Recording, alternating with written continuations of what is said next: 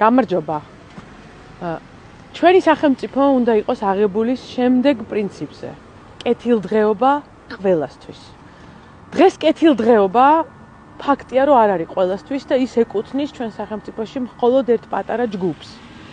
როდესაც რაღაც პროექტი კეთდება, მაგალითად როგორც არის ეს აუზი ქუთაისში, რომლის დასათვალიერებლადაც მოვედი. ის დაჯდა 14 მილიონი ლარი დახმარება, რომელიც მიიღეთ თქვენ, ჩემო თანამოქალაქეებო. ეს აუზი არ არის ყველასთვის. აქ მოსვლა მთელი დღის განმავლობაში, ანუ შეუზღუდავი აბონემენტი თუ გინდა გიყიდოთ, ღირს 300 ლარი. ეს არის ჩვეულებრივი კომერციული ფასი. მაშინ, როდესაც რო გადახვალთ, აქვე არის კარფური, სადაც ნახავთ, რომ თანამშრომლებს ხელფასი აქვს 700 და 800 ლარი. ეს არის მშრომელი ადამიანის ჩვეულებრივი ხელფასი. როგორ შეიძლება მუნიციპალური აუზი ღირდეს ხელფასის მესამედი? შეიძლება?